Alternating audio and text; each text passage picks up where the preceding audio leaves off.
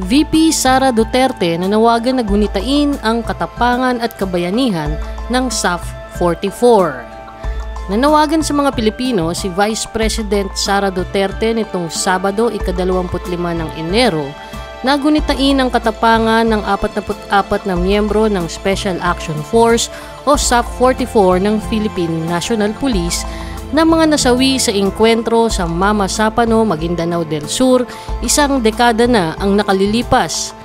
Sa isang video message, sinabi ni Duterte na ang kabayanihan ng SAF 44 ay isang paalaala ng kahalagahan ng pagkakaisa at ng responsibilidad sa bawat isa na protektahan ang seguridad ng bansa.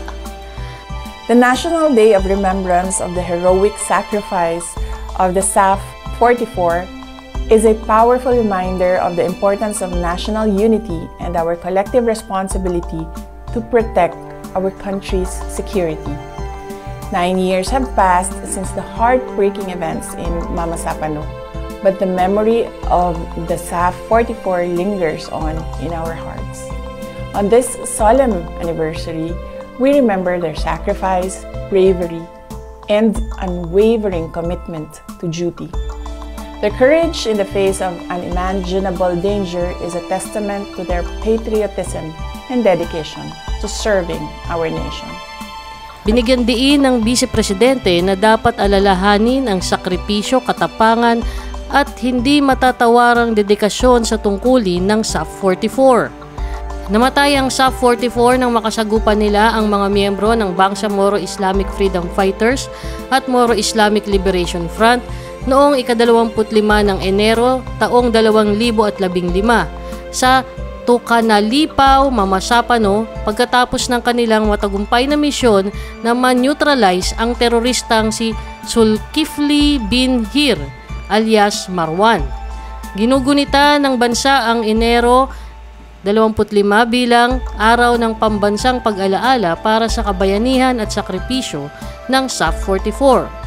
Umaasa ang Vice Presidente na ang ginawang ito ng SAF 44 ay magsisilbing inspirasyon sa mga Pilipino na magkaisa upang malampasan ang mga hamon at makamit ang layunin ng bansa.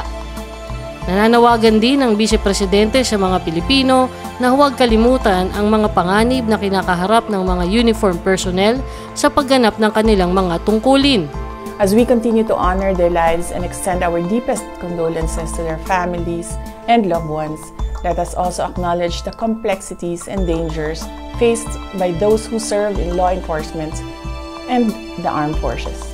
May the lessons learned from this tragic loss inspire us to work together to overcome challenges and strive for a safer and more secure future for all Filipinos.